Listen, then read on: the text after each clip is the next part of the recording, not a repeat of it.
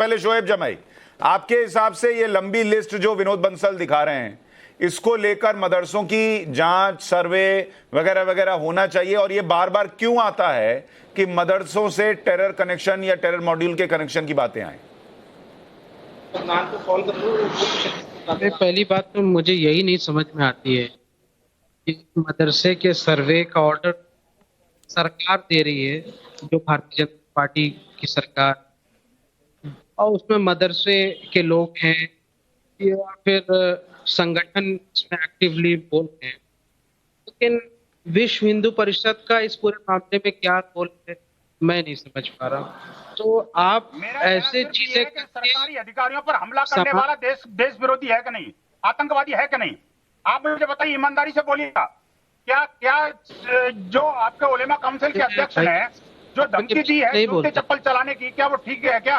अच्छा, उनको बात पूरी कर लेने दीजिए, उनको बात पूरी कर लेने दीजिए। बंसल जी, एक मिनट रुकिए, उनको बात पूरी करने दीजिए। बोलिए बोलिए शोएब जमाई। नहीं, उन्होंने मेरी बात, हाँ ठीक है, आपको फिर रिस्पॉन्ड करने का मौका दूंगा ना, बीच में मत बोलिए, उनको बोलने दीजिए, बोलिए। ऐसा है सुशांत जी कि अगर पैनल में इतने सीनियर लोगों के बावजूद भी आप इस तरीके से करेंगे, बीच बीच में किसी को बोलने नहीं देंगे, तो फिर आप पे सवाल उठता है कि आप मेच्योर नहीं है। मेच्योरिटी है तो आप सुनिए। अरे मैंने रोक दिया ना, आप किसी की मेच्योरिटी नॉन मेच्योरिटी पे मत जाइए, आप अपनी बात कहिए ना भाई। मैंने रोक दिया ना उनको, आप बात कहिए। सीधे ने क्या कहा? शोएब जमाई, बात पूरी कीजिए। हाँ, हम नहीं कर पाएंगे डिबेट, धन्यवाद। आप विनोद बंसल से ही करवा लीजिए। अरे मैं आपको बोलने दे रहा हूं, तो अब आपको क्या दिक्कत हो गई? जब मैं आपको बोलने दे रहा हूं, क्या दिक्कत हो गई?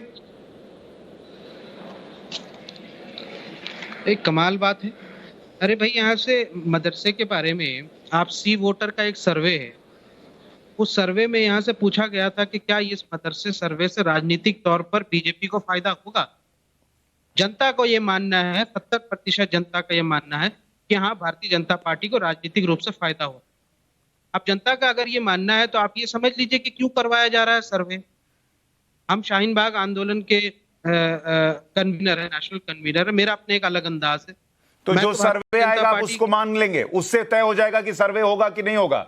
एक सर्वे आता है, हर कुछ दिन पर आता है कि नरेंद्र मोदी की जो ग्लोबल रेटिंग है वो दुनिया में सबसे ऊपर है। आप मानते हैं उसको? आप नहीं मानते ना। आप मानते हैं नरेंद्र मोदी में 10,000 दिक्कतें हैं, आपको मुसलमानों को दिक्कत नजर आती है, तो वो सर्वे नहीं मानते हैं आप। 10,000 और सर्वे नहीं मानते हैं। सी वोटर ने एक सर्वे कर दिया जिसमें पब्लिक को लग रहा है कि बीजेपी को फायदा होगा, तो मदरसों को अपग्रेड ना करें तो फायदा नहीं होगा बीजेपी को। और तो फायदा होगा। तो आप भाई, मैं ये कह रहा हूं, बीजेपी को फायदा हो या नहीं हो, ये तो चुनाव में तय होगा। बिना सर्वे कराए भी यूपी जीत गए थे वो, बिना सर्वे कराए यूपी जीते ना बॉस। अभी तो यूपी में होना नहीं है चुनाव, उत्तराखंड में अभी होना नहीं है चुनाव। नया मुद्दा चाहिए ना। आप मान रहे हैं ना कि वोट में फायदा होगा। मैं कब माना? मैंने कब बोला माना? मैं तो आपसे पलट के पूछ रहा हूं कि जिन दो जगहों पर होने की बात, यूपी में हो रहा है, यूपी में तो अभी चुनाव नहीं है सर, 2024 में भी टाइम है, उत्तराखंड में भी चुनाव नहीं है, तो अभी करा के कौन सा फायदा ले रहे हैं बताइए आप। तो एक राज्य में कोई चीज की जाती है तो क्या उसके दूसरे राज्य के चुनाव में फर्क नहीं पड़ता? तो आप कह रहे हैं यूपी, तो एक बात बताइए, तो फिर जिस राज्य में चुनाव है वहीं करा ले सर्वे, यूपी में करा के कहीं और फायदा लेने का क्या मतलब? वहां के भी जो बीजेपी के संगठन है वो बोल रहे हैं कि भाई हमारे यहाँ पे सर्वे कराएंगे।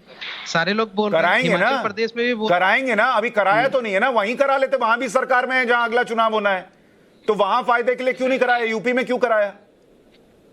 अब मैं आपको एक बात बता दे रहा हूँ। देखिए, मदरसे जो है ना वो थियोलॉजी का पार्ट है। हाँ। और मुसलमानों के सिर्फ 4% बच्चे थियोलॉजी पढ़ते हैं मदरसे में, बाकी 96% बच्चे स्कूलों में पढ़ते हैं। तो ये जो 4% बच्चे पढ़ते हैं थियोलॉजी में यहाँ से कुरान भी है, हदीस भी है।